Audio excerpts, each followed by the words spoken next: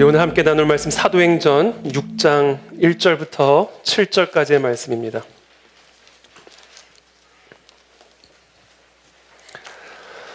사도행전 6장 1절부터 7절까지 말씀 저와 여러분들이 한 절씩 교독하겠습니다.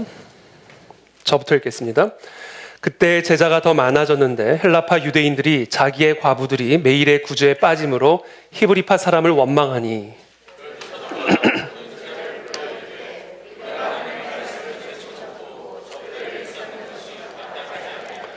형제들아 너희 가운데서 성령과 지혜가 충만하여 칭찬받는 사람 7을 택하라. 우리가 이 일을 그들에게 맡기고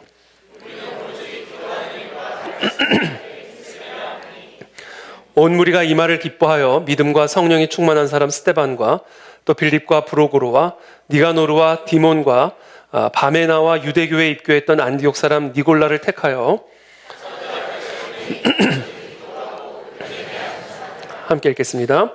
하나님의 말씀이 점점 왕성하여 예루살렘에 있는 제자의 수가 더 심히 많아지고 허다한 제사장의 무리도 이도에 복종하니라. 아멘.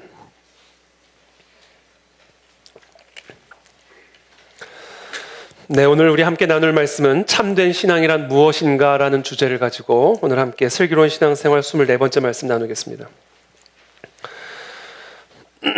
우리가 신앙을 갖는 것보다 더 중요한 것은 그 신앙이 참된 신앙인가 하는 것입니다.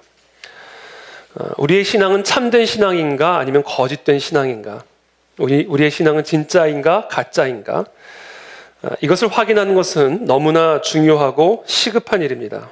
왜냐하면 우리를 하나님의 진노와 심판으로부터 구원하는 신앙은 그냥 신앙이 아니라 진짜 신앙이기 때문에 그렇습니다. 신앙의 모양이 아니라 신앙의 능력이 있어야 하나님의 진노로부터 구원을 받을 수가 있기 때문에 그렇습니다. 신앙의 능력은 신앙의 모양으로부터 나오는 것이 아닙니다. 신앙의 능력은 신앙의 본질로부터 나오는 것입니다. 신앙의 본질이 없이 신앙의 모양만을 가지고 있는 신앙을 우리는 위선이라고 부릅니다. 그래서 위선적인 신앙을 가지고 신앙생활을 하던 사람은 예수님의 밀과 가라지의 비유를 통해서도 확인할 수 있듯이 천국에 가는 줄로 알고 있다가 지옥에 가는 참극을 맞이하게 됩니다. 그래서 이 위선만큼 사단이 선호하는 전략도 없는 것입니다. 자, 그렇다면 우리의 신앙이 진짜인지 가짜인지를 어떻게 분별할 수 있는가? 그것을 확인하기 위해서는 그 신앙을 시험해 봐야 됩니다. 왜냐하면 이 참신앙과 거짓신앙은 겉으로 보기에는 밀과 가라지처럼 똑같아 보이기 때문에 그렇습니다. 아나니아와 삽비라의 신앙은 겉으로 보기에는 참신앙처럼 보였습니다. 땅을 팔아 전 재산을 사도의 발 앞에 두는 것처럼 행동했으니 겉모습만을 볼 수밖에 없었던 사람들은 이 아나니아와 삽비라 부부를 대단한 믿음의 사람인 양 생각했을 것입니다. 그러나 성령 하나님의 눈을 속일 수는 없는 것입니다. 이 아나니아와 삽비라의 죽음은 당시 교회 공동체에 어마어마한 충격을 가져다 주었을 겁니다. 헌금을 하다 죽었으니 헌금하기가 두려웠을 겁니다. 헌금하기 전에 자기 마음의 중심을 살피고 또 살폈을 것입니다. 헌금하다 죽으면 어떡하지? 초대교회 공동체에 임한 이와 같은 시련은 모든 성도들로 하여금 자신의 신앙을 철저하게 점검하고 살피게 했을 것입니다. 나의 신앙은 진짜일까 가짜일까 근심하게 되었을 것입니다. 베드로전서는 초대교회 성도들이 심각한 박해와 핍박을 받고 있을 때 그들을 격려하고 위로하기 위해 보낸 베드로의 서신입니다. 베드로전서 1장 6절 말씀 다 함께 한 목소리를 읽겠습니다. 시작.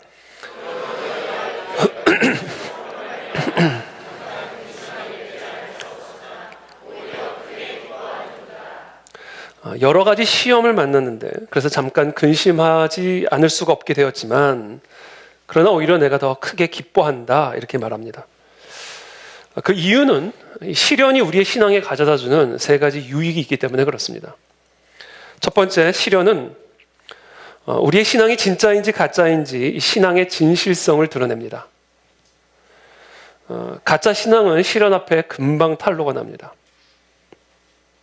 마치 겉으로 보기에 금처럼 보이는 어떤 것이 진짜 금인지 아닌지를 확인하기 위해서 불 속에 집어넣는 것과 같은 이치입니다. 두 번째, 시련은 참 신앙만이 보여줄 수 있는 신앙의 아름다움을 드러내줍니다. 참된 신앙은 가장 강한 압박을 받을 때 가장 아름답게 빛나게 되는 법이죠.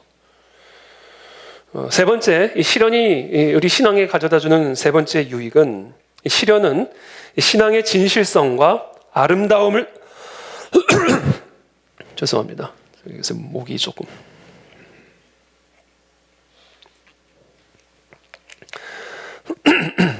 찬양이 너무 은혜로워가지고 제가 너무 막 힘있게 찬양을 해가지고요.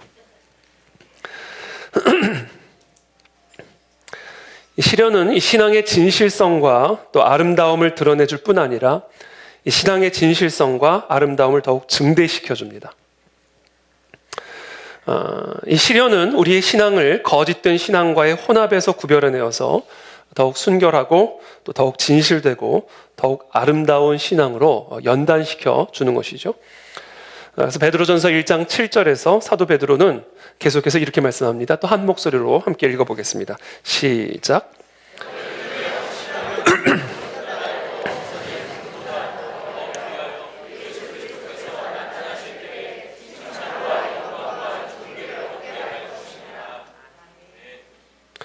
시련은 신앙을 생기 있고 활력 있게 합니다. 신앙의 광채와 영광을 가리는 것들을 불같은 시련으로 제거해서 신앙을 더욱 정결하게 만들어줍니다. 불 가운데서 연단을 받은 금이 모든 불순물을 벗고 더 아름다운 모습으로 나오게 되듯이 시련을 당한 참된 믿음은 불 속에서 연단된 금보다 더 보배롭게 되어서 칭찬과 영광과 존귀를 얻게 하는 그런 믿음이 되는 것입니다. 그런데 제가 여기서 한 가지 궁금한 점이 하나 있었습니다. 사도 베드로는 도대체 그들 안에서 무엇을 보았길래 그들의 신앙이 더욱 진실되고 아름다운 신앙으로 정결하게 되었다라고 판단하고 있는 것일까요? 사도 베드로가 그들 안에서 발견한 이 참된 신앙의 본질은 무엇이었을까요? 베드로는 이어서 이렇게 말합니다. 예수를 너희가 보지 못하였으나 사랑하는도다. 이제도 보지 못하나 믿고 말할 수 없는 영광스러운 즐거움으로 기뻐하니 믿음의 결국 곧 영혼의 구원을 받음이라. 자, 이 믿음으로 말미암아 영혼의 구원을 받은 이 참된 신앙의 본질을 도대체 그들 안에서 무엇을 보고 확인할 수 있었던 것일까? 첫 번째, 보이지도 않은 그리스도를 향한 사랑의 감정을 그 안에서 발견하고는 이들이 진짜 참된 신앙을 가졌구나 라는 것을 확인하게 된 겁니다. 세상 사람들은 그리스도인들을 도무지 이해할 수가 없었습니다. 도대체 무엇이 그들로 하여금 보이지도 않은 그리스도를 위해 사자굴에 들어가게 만들고 보이지도 않는 예수 그리스도를 위해서 자신의 소유를 팔아 가난한 자들에게 나눠주게 하는지, 도대체 무엇이 그들로 하여금 눈에 보이지도 않은 그리스도를 위해서 눈에 보이는 감각적인 쾌락과 즐거움들을 포기하게 하는지 도무지 이들은 이해를 할 수가 없었을 겁니다. 그리스도인들은 눈에 보이지도 않은 그리스도를 사랑했습니다. 그들의 마음 안에는 예수 그리스도를 향한 사랑의 감정이 있었습니다. 이것이 그들 안에서 베드로가 목격한 참된 신앙의 본질이었습니다. 저와 여러분들 안에 이 예수 그리스도를 향한 이 사랑의 감정이 있게 되기를 축복합니다. 사랑의 지식이 아니라 그리스도를 사랑하는 사랑의 감정, 이것이 참된 신앙의 본질입니다. 두 번째, 사도 베드로는 이들 안에서 무엇을 발견했는가? 여러분, 그리스도를 사랑하면요, 그리스도로 말미암는 기쁨이 나타나게 되어 있습니다. 이 사랑과 기쁨은 하나입니다. 사랑하면 기쁘죠. 자, 그리스도를 향한 사랑은 그리스도로 말미암는 기쁨이 나타나게 했습니다. 사자굴에 들어가면서도 마음에 기쁨이 있는데 그걸 누가 막겠습니까? 그들이 외적으로 당하는 고난은 분명히 사자굴만큼이나 심각한 것이었지만 믿거나 말거나 그 내면 안에는 그 모든 고난을 압도하는 기쁨이 있었다라는 거예요. 그러니까 사자굴에 들어가죠. 그 기쁨은 바로 이 예수 그리스도로 말미암는, 그 예수 그리스도를 향한 사랑의 감정으로 말미암는 이 말할 수 없는 영광스러운 즐거움으로부터 오는 기쁨이었습니다. 그것은 세상이 주는 기쁨과는 차원이 다른 하늘에 속한 신적이고 초자연적인 기쁨이었습니다. 그것을 이 초대교회 성도들 안에서 베드로가 목격한 거예요. 사도 베드로는 이 두 가지 신앙적인 감정, 이 성도들의 마음속에서 나타나는 그리스도를 향한 사랑의 감정과 그리스도 안에 있는 그 기쁨이라고 하는 그 신앙적인 감정을 발견하고, 아, 이들의 신앙은 진짜 신앙이구나 라는 것을 판단하게 된 거예요. 마치 금이 불 속에서 연단을 받는 것처럼 시련을 통하여 그들의 신앙이 이 위선적인 혼합물들과 깨끗하게 분리되었고, 그 결과 정말 탁월하고도 아름다운 신앙의 본질이 드러나면서 칭찬과 영광과 존귀를 받을 만한 그런 신앙으로 나타나게 된 거예요. 그리고 사도 베드로는 그와 같은 참되고 순결한 신앙이 나타나는 곳에는 언제나 예외 없이 그리스도를 향한 사랑의 감정과 그 그리스도로 말미암는 기쁨의 감정이 이 심령 속에서 나타나는 것을 발견하게 된 겁니다. 바로 이 감정이 우리 안에서도 나타나야 될 줄로 믿습니다. 그리고 그것이 더 분명하게 자라나야 됩니다.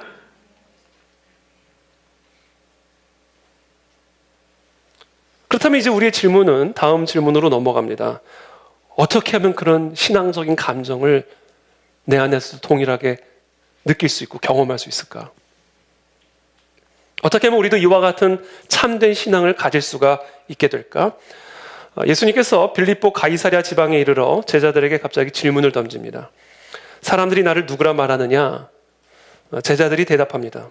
어떤 사람들은 세례 요한이라고 말하고 또 어떤 사람들은 엘리야, 예레미야나 다른 선지자 중에 하나라 말하더이다. 그래서 예수님이 다시 제자들에게 질문하십니다. 그러면 너희는 나를 누구라 하느냐? 자, 그들은 그렇게 나를 말한다 치고 너희는 나를 누구라 하느냐? 그때 사도 베드로가 대답합니다. 주는 그리스도시요 살아계신 하나님의 아들이시니이다. 그때 예수님께서 시몬 베드로에게 이렇게 말씀하십니다. 예수께서 대답하여 가라사대 바요나 시몬아 네가 복이 있도다. 이를 네게 알게 한 이는 혈육이 아니요 하늘에 계신 내 아버지시니라. 제가 이 말씀을 묵상하는데 예수님의 반응이 좀 특이합니다. 너희는 나를 누구라 하느냐? 주는 그리스도시요 살아계신 하나님의 아들입니다라고 대답했다면 예수님의 어떻게 보면 우리가 자연스럽게 기대하는 반응은 야, 너 정말 장하다. 다른 사람들은 나를 엘리야나 예레미야라 이야기를 하는데 너는 나를 정확하게 알고 있구나. 너 진짜 장하고 정말 내 수제자답다. 라고 말하는 것이 조금 자연스러운 대화인데 예수님의 반응이 특이해요. 네가 복이 있다. 복이 있다. 예수님의 이 반응은 어떤 이유일까? 여러분, 예수님은 허튼 소리, 아무 의미 없는 말씀은 하나도 안 하십니다. 예수님의 모든 말씀 안에는 우리가 듣기에 직관적으로 조금 어색하더라도 그 안에는 분명한 메시지가 있습니다. 사도 베드로의 이와 같은 대답에 대해서 예수님의 반응, 너가 참 복이 있다 라고 말씀하신 그 의미와 이유가 무엇일까?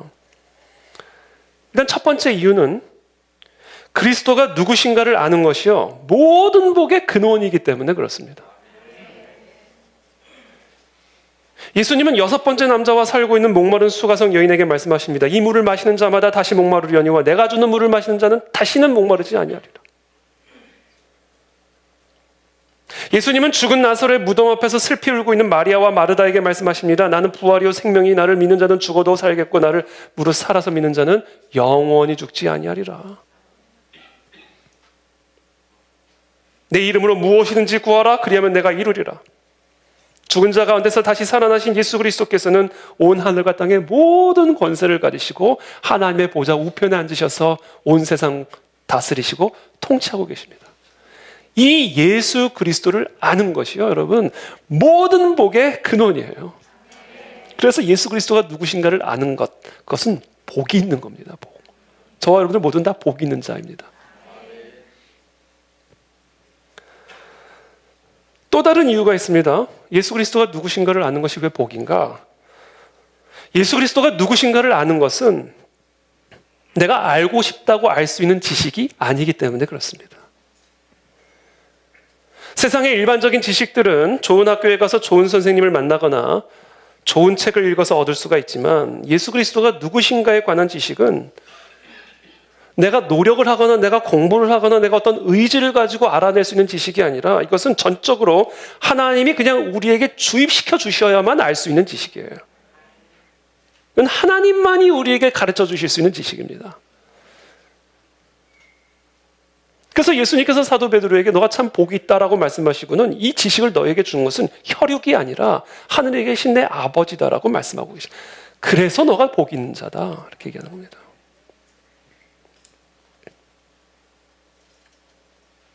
물론 하나님께서 우리에게 이 가르침을 주시기 위해서 다양한 사람을 사용하실 수도 있고 또 다양한 영적인 수단을 사용하실 수도 있지만 그 수단이 있든 없든 우리에게 그 지식을 주입시켜 주시는 분은 하나님 한 분밖에 없다라는 거예요.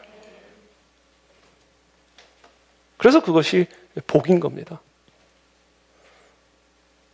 이 복이 저와 여러분들에게 주어진 복이라는 사실을 아시고 즐거워하시길 축복합니다. 만복의 근원이 되시는 예수 그리스도라는 지식을 갖게 되었고, 그것이 내 힘이나 내 지혜나 내 노력이 아니라 그냥 하나님이 가르쳐 주셨기 때문에 알게 되었다라고 하는 이 복, 이 복으로 인하여 오늘 하루, 아니 우리 평생을 기뻐하며 즐거워하시기를 축복합니다. 어느 날 이 같은 복이 어부 베드로에게뿐 아니라 바리새인 사울에게도 동일하게 임했습니다. 사울이 주의 제자들에 대하여 여전히 위협과 살기가 등등하여 대제사장에게 가서 다메섹 여러 회당에 가져갈 공문을 청하니 이는 만일 그 도를 따르는 사람을 만나면 남녀를 막론하고 결박하여 예루살렘으로 잡아오려 함이라. 사울은 본래 이런 사람이었습니다. 당대 최고의 율법학자이자 바리새인이었던 가말리엘 밑에서 많은 학문과 지식을 얻은 사람이었지만 예수가 누구신가에 대해서는 전혀 무지한 사람이었습니다. 어느 정도로 무지했냐면 예수 그리스도를 믿고 따르는 그리스도인들을 핍박하는 것이 곧 그리스도를 핍박하는 것이라는 사실에 대해 무지할 정도로 무지했습니다. 그런 사울에게도 베드로에게 주어졌던 바로 그 지식이 동일하게 주어지는 일이 어느 날 다메섹을 향해 걸어가는 그 길에서 일어나게 된 거예요. 누가는 당시 그 상황을 아주 구체적으로 이렇게 기록합니다. 사도행전 9장 3절부터의 말씀입니다. 사울이 길을 가다가 다메섹에 가까이 이르더니 호련히 하늘로부터 빛이 그를 둘러 비추는지라. 땅에 엎드러져 들음에 소리가 있어 이르시되 사울아 사울아 네가 어찌하여 나를 박해하느냐 하시거늘 대답하되 주여 누구시니까 이르시되 나는 네가 박해하는 예수라. 하늘로부터 임하는 빛으로 말미암아 새로운 영적인 시각, 영적인 관점이 열리게 된 것입니다.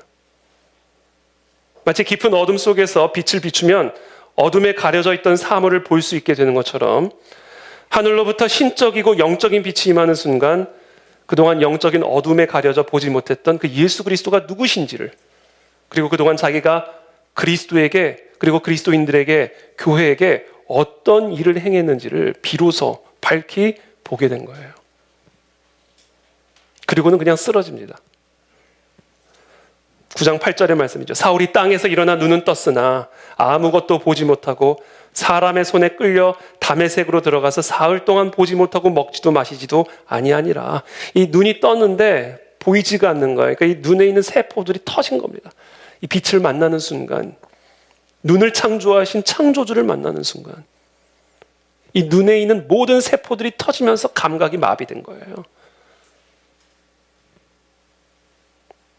사울의 모든 감각과 근육이 마비가 되어서 그냥 쓰러져서 사흘 동안 보지도 못하고 먹지도 못하고 마시지도 못하는 지경에 이르게 된 겁니다.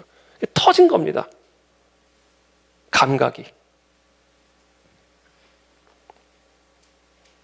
그러면서 무슨 일이 일어났는가? 9장 18절에 즉시 사울의 눈에서 비늘 같은 것이 벗어져 다시 보게 된지라. 자, 예수 그리스도 살아계신 하나님을 만나면서 이 모든 감각들이 터지면서 새로운 감각이 일어나기 시작한 거예요. 영적인 감각. 예수 그리스도가 누구신가에 대한 영적인 지식이 사도 바울 안에 새롭게 형성이 되기 시작한 겁니다. 여러분, 세상에는 두 종류의 지식이 있습니다. 첫째는 개념적인 지식입니다. 이것은 어떤 것을 단지 그냥 개념적으로 이론적으로 판단하고 이해하는 겁니다. 두 번째 지식은 마음의 감각으로 아는 지식입니다. 꿀이 달다고 하는 것을 이론적으로 아는 것과 그 꿀의 달콤함을 실제로 맛보는 것은 완전히 다른 이야기입니다. 어떤 사람이 아름답다고 믿는 것과 그의 아름다움을 실제로 느끼는 것 사이에는 차이가 있는 겁니다. 이건 다른 거예요. 하나님이 거룩하시며 은혜로우신 분이라는 지식을 갖고 있는 것과 하나님의 그 거룩과 은혜를 내 마음의 감각으로 느끼는 거는요, 이거는 완전히 다른 이야기라는 거예요. 신앙적인 지식을 갖고 있는 것과 신앙적인 감각, 신앙적인 감정을 갖고 있는 것은 완전히 다른 이야기예요. 참 신앙에는 신앙적인 지식만 있어서는 안 돼요. 신앙적인 감각이 함께 있어야 됩니다. 그게 참 신앙의 본질입니다. 어떻게 예수 그리스도를 만났는데 눈이 멀지 않을 수가 있겠습니까? 우리가 알고 있는 이 신앙적인 지식이 우리의 마음에 감동을 주어서 신앙적인 감정으로 나타나야 돼요. 이 마음의 감동이 감정이에요. 마음에게 감동이 올 때 감정이 올라오는 겁니다. 예수 그리스도가 누구신가에 대한 지식이 우리 안에 들어오면요, 그 지식은 반드시 우리의 마음에 감동을 주게 되어 있고 그래서 감정이 나타나게 되어 있습니다. 이거 없으면 가짜예요.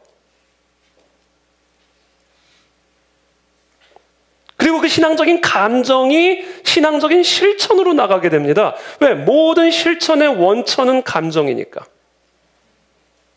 사람에게서 감정 제거하면 시체처럼 돼버립니다.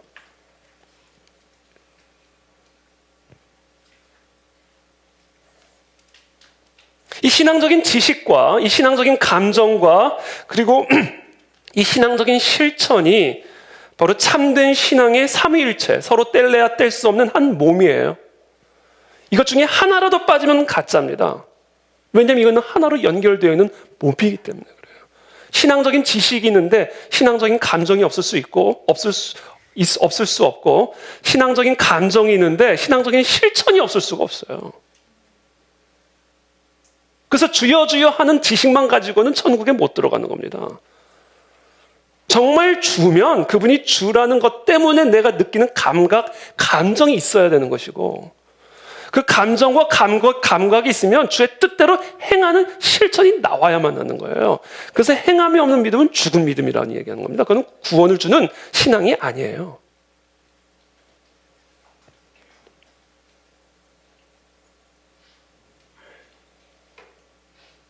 참된 지식은 반드시 우리의 마음 안으로 내려와 감동을 일으키고 그것이 감정을 만들어내는 것이고 그 감정이 우리를 실천으로 이끌어가는 힘이 되는 거예요.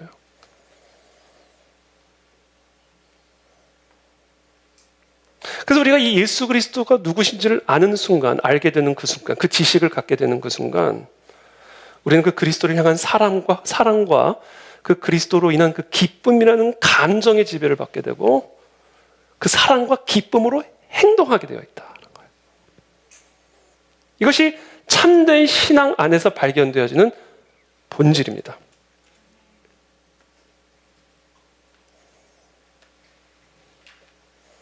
그런데 이 모든 것을 가능하게 하는 것이 뭐다? 사람의 힘? 내 안에 그리스도가 누구신가에 대한 신앙적인 지식과 신앙적인 감정과 그래서 신앙적인 실천으로 나가게 하는 이 모든 일들이 나의 의지로 되는 게 아니라 오로지 전적으로 하늘로부터 비추어지는 그 신적이고 영적인 빛을 받아야만 일어날 수 있는 일이다라는 거예요. 그 빛을 받아야만 성경에 기록된 하나님 말씀 안에 담겨진 그 신적인 탁월함을 내 마음의 감각으로 느낄 수가 있기 시작하고 머리로만 알고 있었던 십자가의 은혜와 사랑을 내 마음의 감각으로 실제로 느끼게 되는 거예요. 우리가 이 빛을 받아가지고 실제로 그 신앙적인 탁월한 신성을 감각하고 느끼기 전까지는요, 우리는 영적인 소경이고 영적인 중풍병자입니다. 봐도 보이지가 않으면 그건 소경이죠. 만졌는데도 느껴지지 않으면 그건 중풍병자죠. 신앙적인 지식을 갖고 있으면서도 그 신앙적인 감정이 내 안에서 일어나지 않는다면 우리들은 영적인 소경이요, 영적인 중풍병자인 겁니다. 그건 정상이 아니에요.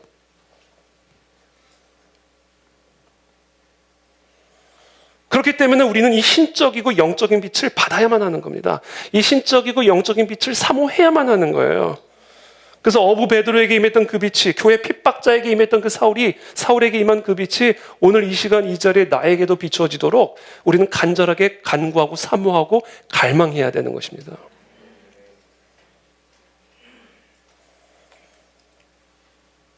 그렇다면 이 신적이고 영적인 빛의 정체는 무엇인가? 그것은 바로 성령 하나님이십니다. 요한복음 15장 26절, 내가 아버지께로부터 너에게 보낼 보혜사 곧 아버지께로부터 나오시는 진리의 성령이 오실 때에 그가 나를 증언하실 것이요. 아버지께로부터 오는 빛이에요. 아버지께로부터 하늘에서부터 내려오는 그 빛은 누구신가? 진리의 성령이시고 그 진리의 성령의 빛이 우리에게 비추어지는 그 순간에 그분이 하시는 일은 뭐예요? 그리스도를 증언하시는 일. 그리스도가 누구신가를 가르쳐 주시는 그 일을 행하신다.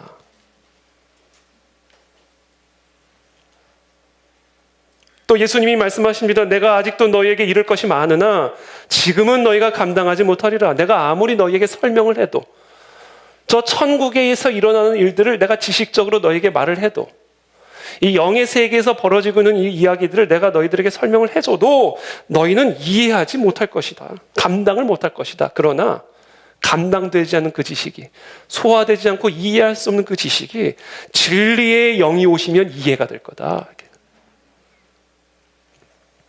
진리의 성령이 오시면 그가 너희를 모든 진리 가운데로 인도하시리니 그가 스스로 말하지 않고 오직 들은 것을 말하며 장래일을 너희에게 알게 하시리라. 그가 내 영광을 나타내리니 내 것을 가지고 너희에게 알리시겠습니다. 나타날 것이고 이해가 될 것이고 인도할 것이고 가르쳐 주실 것이다라는 거예요.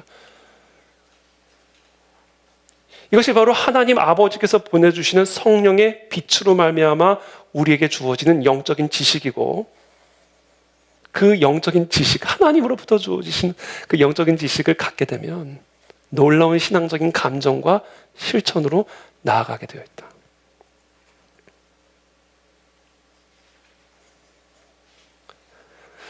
그래서 저와 여러분들은 이 신적이고 영적인 빛이 저와 여러분들의 심령에 비추어지기를 정말 갈망하고 갈급해야 돼요. 그거 외에는 다른 방법이 없기 때문에. 우리에게도 이와 같은 신령한 영적인 빛이 비추어진다면, 그래서 그 십자가의 복음의 그 탁월한 은혜를 감각적으로 느낄 수가 있게 되고 하나님의 천지를 창조하신 그 능력을 내가 감각적으로 경험하게 된다면, 그와 같은 신령한 빛이 내게 비추어진다면, 그 빛으로 말미암는 감동과 감정이 나를 지배한다면 우리의 삶은 어떻게 변화될까? 나를 그토록 두렵게 만들었던 것들을 내가 여전히 두려워하고 있을까?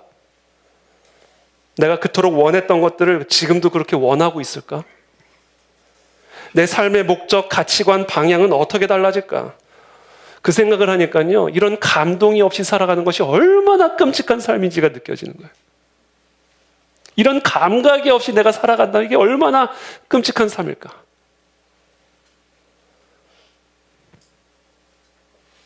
하나님의 전능하심을 알면서도 그것을 감각적으로 느끼지 못할 때 내가 갖는 엉뚱한 염려, 엉뚱한 두려움, 그것들이 내 삶에서 다 제거된다고 생각해 보세요.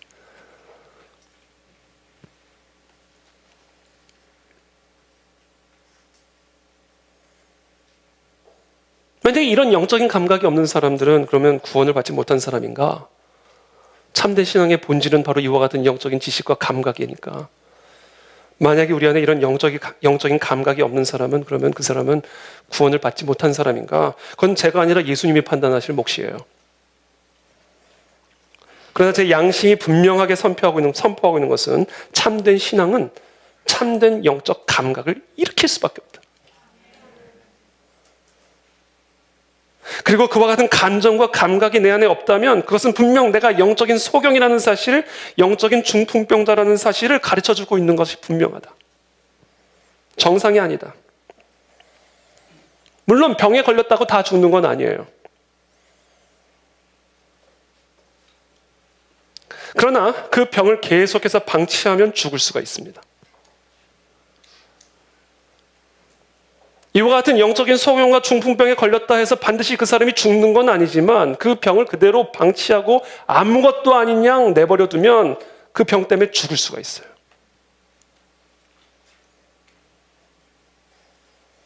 그래서 우리의 영적인 중풍병과 소경됨을 절대로 그대로 방치해서는 안 된다. 그래서 우리 모두는 성령 하나님의 빛이 우리 가운데 임하셔서 이 영적인 소경들과 영적인 중풍병자들이 치유를 받아서 이 하나님의 말씀 안에 담겨진 이 신적이고 영적인 탁월함을 영적으로 감각할 수 있도록, 느낄 수 있도록 구하고 기도해야 된다.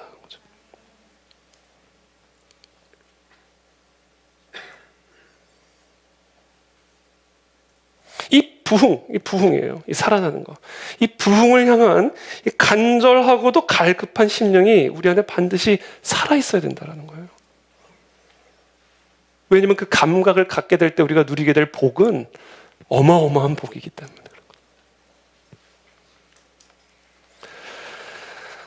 그렇다면 우리는 어떻게 이와 같은 신령하고 영적인 빛을 받을 수 있을까? 물론 우리의 노력과 의지를 가지고 이 빛을 받게 되는 것은 아닙니다. 이건 그냥 성령 하나님의 주권적인 주관적인 역사에 의해서 일어나는 일이에요. 사도 바울 보세요. 그리스도인 잡아들이려고 다메섹 가다가 길에서 그냥 빛이 임하는 거 아니에요. 그러니까 어떤 우리의 자연적인 어떤 의지나 어떤 수단이 있어야만 성령 하나님의 빛이 우리에게 임하는 것은 아니지만, 그러나 성령 하나님께서 우리에게 강림하시기 위해서 우리에게 요구하고 계시고 명령하시는 것이 분명히 있습니다. 세 가지를 제가 오늘 말씀드리고자 하는데, 첫 번째, 그것은 바로 기도입니다. 기도.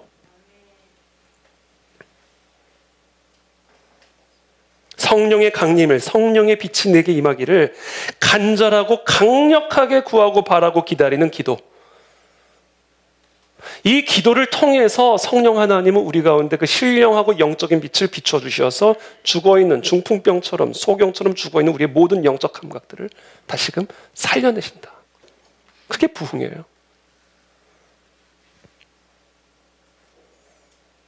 그래서 예수님이 말씀하시는 거예요. 너희가 악할지라도 좋은 것을 자식에게 줄 줄 알거든 하물며 너희 하늘 아버지께서 구하는 자에게 성령을 주시지 않겠느냐. 구해야 된다라는 거예요. 구해야 된다.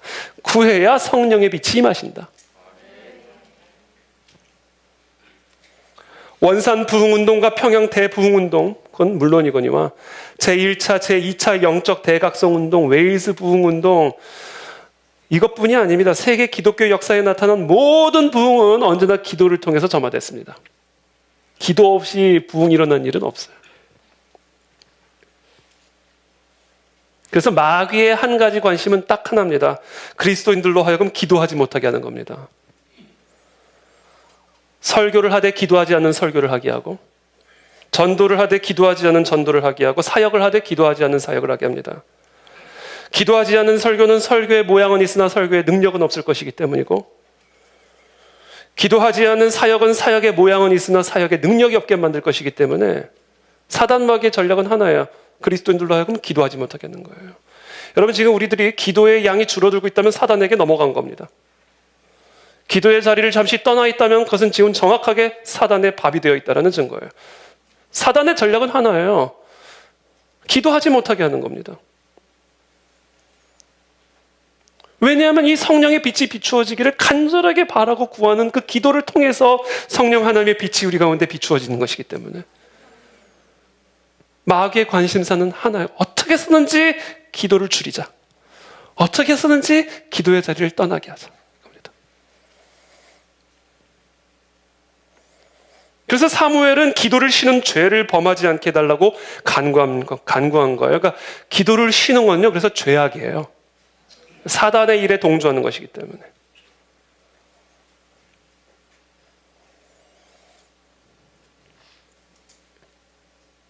특별히 조나단 에드워즈는 부흥을 위해서 모든 성도가 해야 할 일을 언급을 하는데요.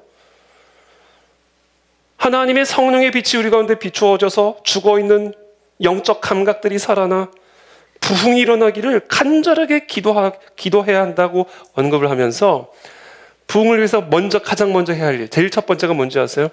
금식 기도입니다.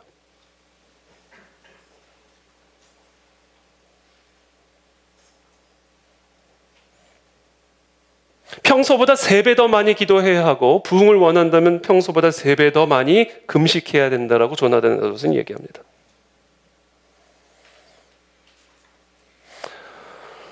그래서 제가 우리 이번에 저는 우리 그 안에 진리교회 우리 에스더 금식기도에 3차례에 걸친 이 금식기도회를 허락하신 걸 전 정말 하나님께 감사드린다 생각하고요. 우리에게 이 에스더 금식기도회 3차례 금식기도회를 준 것은 하나님이 우리 교회에게 부흥을 주시기 위한 것이라는 것을 확신합니다. 그래서 제가 이번 2월달 2022년에 우리 첫 금식기도회를 딱 마치는 그 순간 성령 하나님께서 제게 감동을 주신 게 있어요. 5일 더 연장해라. 이 감동을 주신 거 저에게 이건 저 개인적으로 주신 감동이에요. 제가 이걸 나누는 이유는 어떤 식으로든 여러분들도 이 금식에 동참케 하기 위함입니다. 제가 이걸 뭐 드러내려고 하는 게 아니라 뭐 제가 10일 금식하고 뭐 명함 팔려고 그러는 게 아니라 평소보다 더 많이 기도하고 더 금식을 해야 성령의 빛이 우리 가운데 비추어진다는 거예요.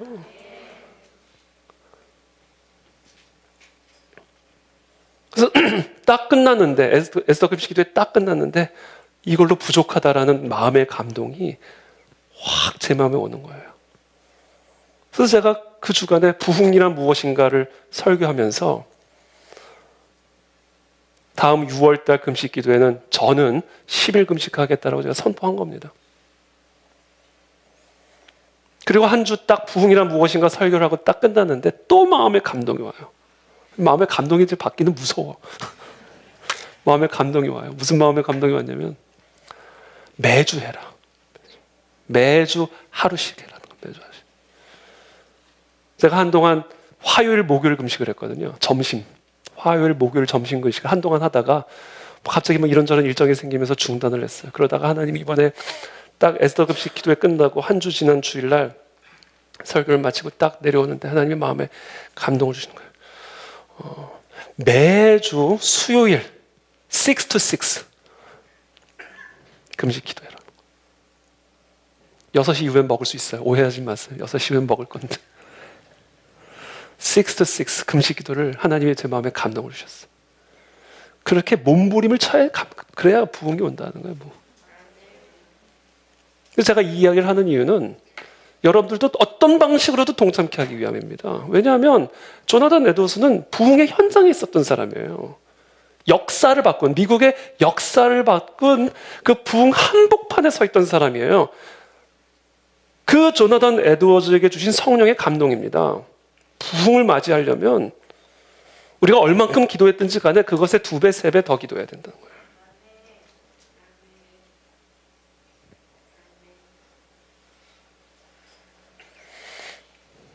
일차적으로 우리가 살고 있는 이 도시, 우리의 교회 안에 먼저 성령이 부어지기를 간절하게 기도해야 하고요. 더 나아가 하나님께서 이 온 나라와 온 세상에 하나님을 드러내실 수 있도록 성령의 빛이 비추어지기를 우리는 기도하며 금식해야 됩니다.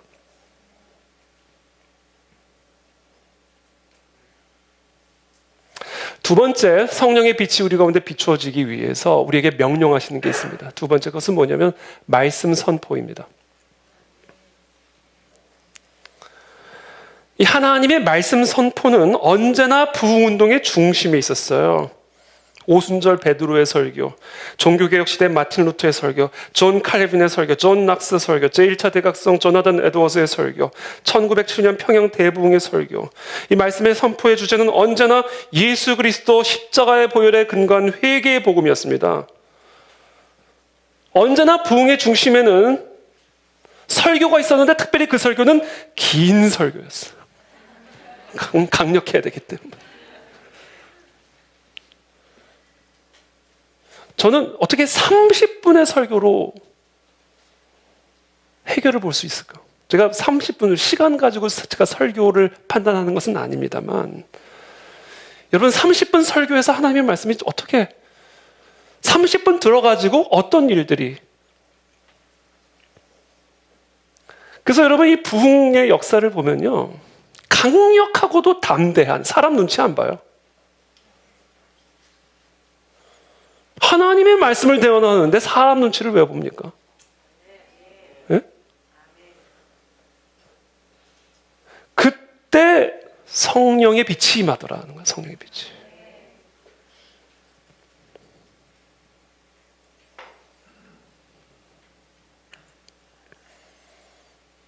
이처럼 이 기독교 역사에 나타난 이 부흥의 현장에는요, 언제나 이 두 가지예요. 기도와 말씀.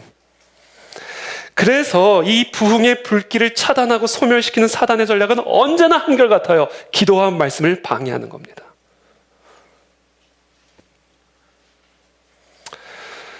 우리는 지난 몇 주간 이 부흥과 함께 뒤따라오는 사단의 전략에 대해서 함께 나누었습니다. 사단 마귀는 초대교회에게 사용했던 동일한 방식으로 이 땅의 교회와 성도들 안에서 일어나는 이 부흥을 저지하기 위해서 공격합니다. 첫 번째 사단의 전략은 물리적인 폭력이었습니다. 두 번째 사단의 전략은 교회 내부의 위선이었습니다. 교회 바깥에 대제사장과 서기관을 통해 가해지는 이 물리적 폭력이 실패하니까 사단은 교회 내부에 있는 아나니아와 삽비라를 통해서 교회를 안에서부터 썩어지게 만들었어요. 그것도 실패하니까 사단 마귀가 최후의 방책으로 내놓은 세 번째 전략, 그것이 뭐냐면 사도들의 주의를 산만하게 흐트려서 기도와 말씀 선포에 집중하지 못하게 만든 거예요.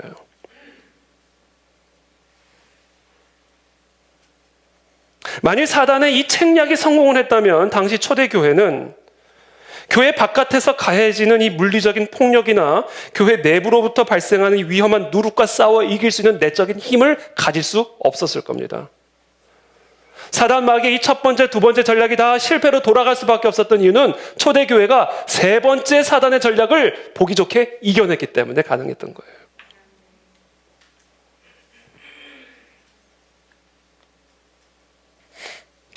오늘 본문 1절의 말씀입니다. 그때 제자가 더 많아졌는데 헬라파 유대인들이 자기의 과부들이 매일의 구제에 빠짐으로 히브리파 사람을 원망하니.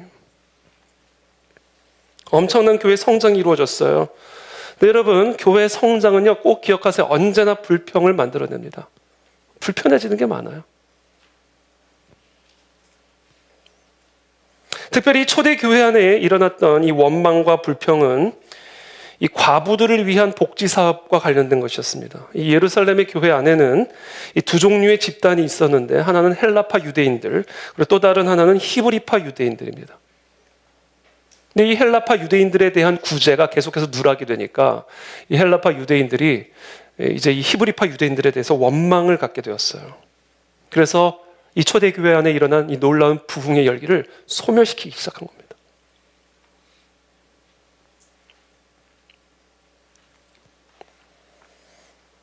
이 유대 문화에서 이 두 집단 사이의 갈등은 언제나 있어 왔죠. 헬라파 유대인, 히브리파 유대인들의 갈등은 사실 이 초대교회 안에서 심각한 갈등이었습니다.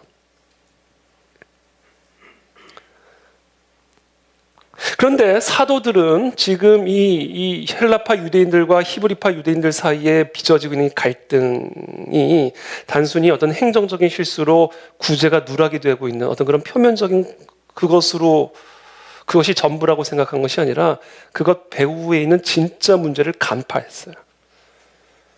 더 깊은 차원의 문제를 간파했습니다. 그것은 무엇이냐? 바로 헬라파 유대인들의 불만을 가라앉히는 일에 몰두하느라 모든 시간을 사용하여 기도와 말씀 선포에 집중하지 못하게 할 우려가 있다라는 이 사실을 간파한 겁니다. 사단 마귀의 공격이구나.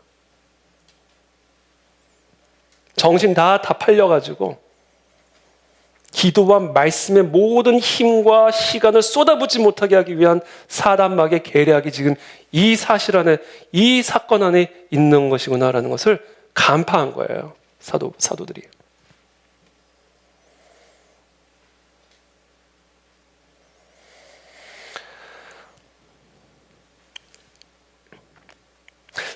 사도들은 바로 이와 같은 사단 마귀의 계략을 정확하게 간파를 하고 이 헬라파 유대인들을 구제하는 이 모든 사회 사업과 관련된 것들을 정확하게 다 위임을 하고 이들은 오로지 기도와 말씀에 전념을 하기로 결정을 합니다. 아주 올바르게 대처를 한 거죠. 그때 어떤 일들이 일어났는가? 7절의 말씀이에요. 2절부터 제가 쭉 읽어드릴게요. 12사도가 모든 제자를 불러 이르되 우리가 하나님의 말씀을 제쳐놓고 접대를 일삼는 것이 마땅하지 아니하니 형제들아 너희 가운데서 성령과 지혜가 충만하여 칭찬받는 사람 7을 택하라. 우리가 이 일을 그들에게 맡기고 우리는 오로지 기도하는 일과 말씀 사역에 힘쓰리라. 온 무리가 이 말을 기뻐하여 믿음과 성령이 충만한 사람 스데반과 또 빌립과 브로고로와 니가노르와 디몬과 바메나와 유대교에 입교했던 안디옥 사람 니골라를 택하여 사도들 앞에 세우니 사도들이 기도하고 그들에게 안수하니라. 그때 어떤 일들이 일어나기 시작하는가?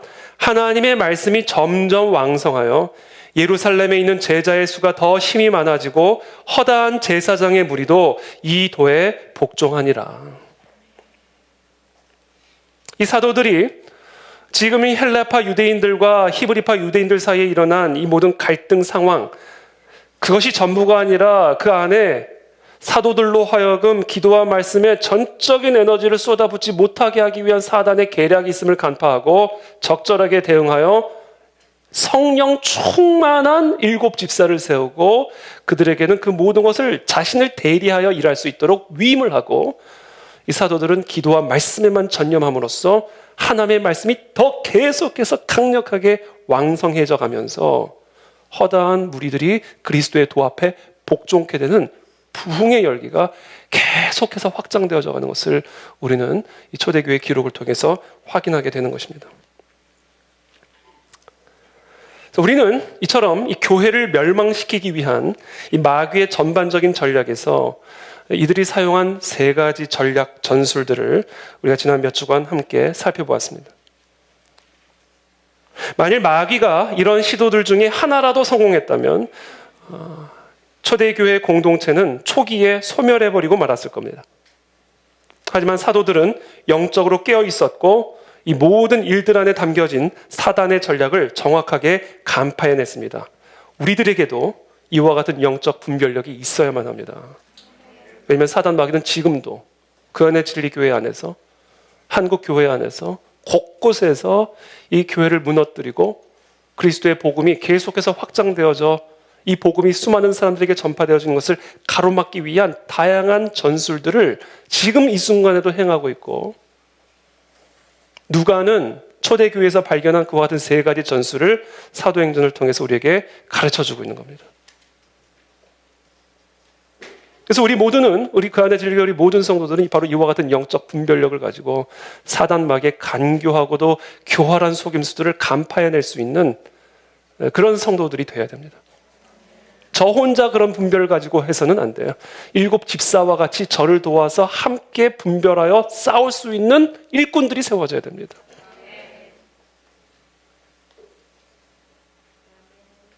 그래서 저는 그런 의미에서 우리 화요일마다 우리 중보기도팀 얼마나 감사한지 모르겠습니다. 화요일마다 모이셔서 이곳에서 함께 교회를 위해서 또 저를 위해서 성도들을 위해서 나라를 위해서 온 마음을 다하여 중보기도 하시는 우리 중보기도팀, 또 중보기도 모임이 끝나면 또 개별적으로 본당에 모여서 본당에서 개별적으로 또 중보하시는 그런 중보기도팀, 새벽마다 밤마다 항상 그 기도의 자리를 지키시는 그런 분들이 계속해서 일어나야 됩니다. 왔나? 그러면 와 있어요. 그럼 할렐루야. 왔나? 안 왔어.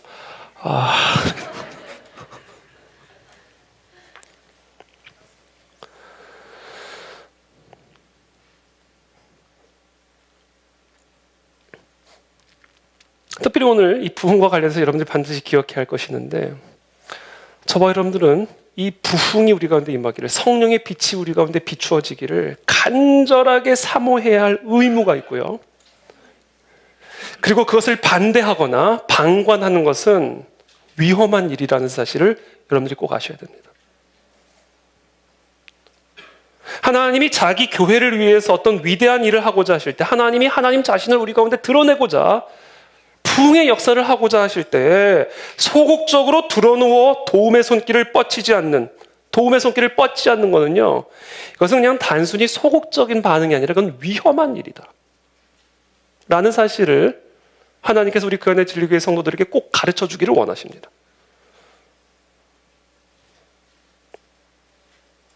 군대 대장의 나팔 소리에 순종하여 군대 대장을 따라 전쟁터로 나서기를 거부하는 군사가 있다고 상상해 보세요. 그 군사를 군대 대장이 어떻게 보겠어요? 무덤덤하고 무감각하게 하나님이 부흥의 깃발을 들어 올리셨는데 그냥 들어 누워가지고 하나님을 따르기를 거부하는 거는요, 이거는 하나님에 대한 커다란 경멸이에요. 하나님은 경멸받는다라고 느끼실 겁니다.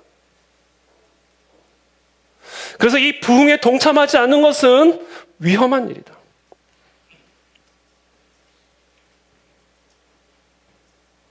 그것은 하나님에 대한 커다란 경멸로 받아들여져서 하나님을 분노케 할 것이다.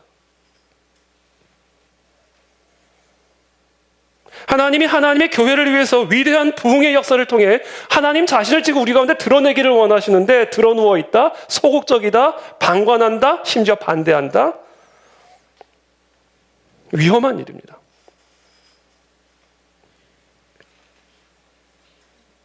예수님은 분명히 말씀하셨어요. 나와 함께하지 않는 자는 나를 반대하는 자요, 나와 함께 모으지 않는 자는 해치는 자니라. 하나님이 이스라엘 백성을 애굽에서 인도하시는 그 위대한 일을 행하셨을 때 아말렉 족속이 그 일을 방해하는 반대자로 나타날 때 하나님이 어떤 반응을 보이셨습니까? 여호와께서 모세에게 이르시되 이것을 책에 기록하여 기념하게 하고 여호수아의 귀에 외워 들리라. 내가 아말렉을 없이하여 천하에서 기억도 못하게 하리라. 모압 족속과 암몬 족속이 그 일에 힘을 빌려주지 않고 하나님의 일에 하나님이 하나님의 뜻을 이루고 하나님 되심을 드러내고자 하시는 이 하나님의 일에 힘을 주지 않고 그것을 격려하고 조장하지 않고 오히려 그것을 방관하고 반대했을 때 이 모압 족속과 암몬 족속에게 하나님이 어떻게 행하셨는지를 보십시오. 암몬 사람과 모압 사람은 여호와의 총회에 들어오지 못하리니 그들에게 속한 자는 10대뿐 아니라 영원히 여호와의 총회에 들어오지 못하리라. 그들은 너희가 애굽에서 나올 때 떡과 물로 너희를 길에서 영접하지 아니하고 메소포다미아의 부돌 사람 부올의 아들 발람에게 뇌물을 주어 너희를 저주하게 하려 하였으니. 그러면서 하나님이 이렇게 말씀하시죠. 네 평생에 그들의 평안함과 형통함을 영원히 구하지 말지니라.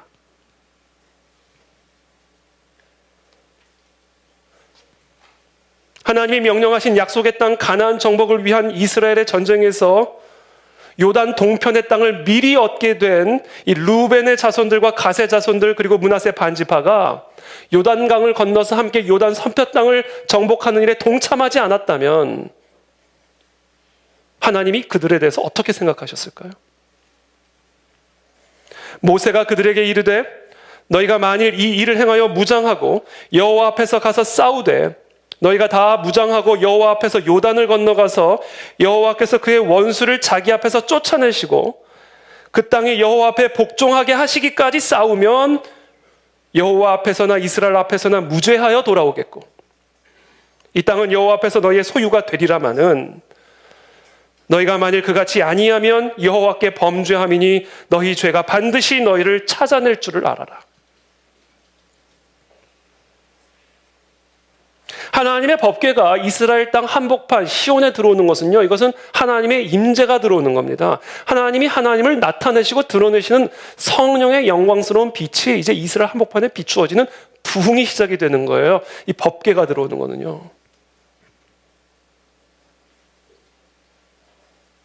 법궤는 너무나 오랜 시간 동안 이스라엘을 떠나 있었단 말입니다. 그러니까 이 이스라엘의 법궤가 이스라엘에 들어오니 다윗을 비롯한 모든 이스라엘 백성들이 춤을 추며 즐거워하며 기뻐하며 공적으로 이 찬성에 동참하기 시작한 거예요. 근데 그때 다윗의 아내 중에 한 사람이었던 사울의 딸 미갈, 다른 사람들과 함께 그 놀라운 부흥의 기쁨에 동참하지 않고 멀찌감치 서가지고 시덥잖은 투로 저 왕이 치칠맞게 저게 무슨 춤을 저런 식으로.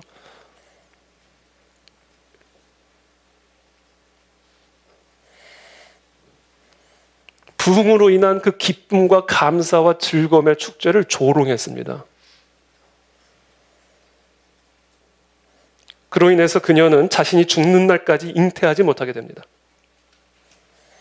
여러분, 하나님의 저주는요, 실제적입니다. 하나님의 심판은 실제적이에요. 실제로 내 몸을 쳐요. 우리를 칩니다. 하나님의 저주는 추상적인 게 아니에요. 실제로 친다고요. 여러분, 이것이 우리에게 경고가 되어야 됩니다. 하나님의 법궤를 지금 이 교회 중심으로 모셔드리고자 교회 지도자가 일어나고 있고 성도들이 일어나고 있는데 드러누워 방관하고 반대한다? 위험한 일입니다.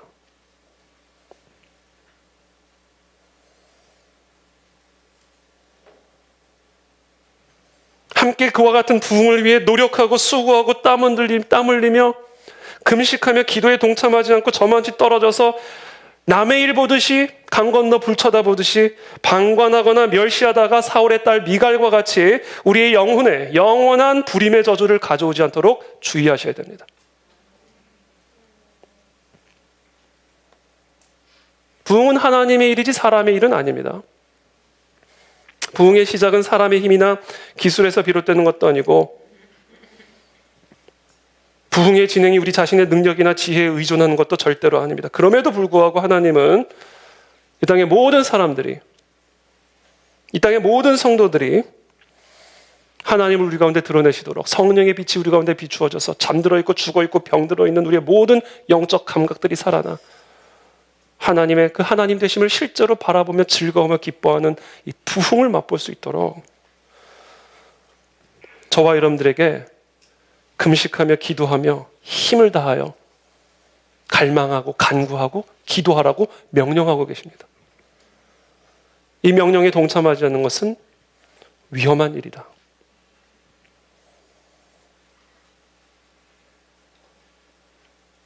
그러므로 우리 모두 이 땅에 하나님의 새로운 부흥의 시대를 우리가 정말로 기대하며 우리의 노력에 있어 최대의 주의와 성실로 동참하게 되기를 축복합니다. 그때 하나님께서 이 나라 이 민족 가운데 우리들의 삶에 놀라운 영적 각성과 부흥의 빛을 비추어 주실 줄로 믿습니다. 함께 기도하며 나가겠습니다.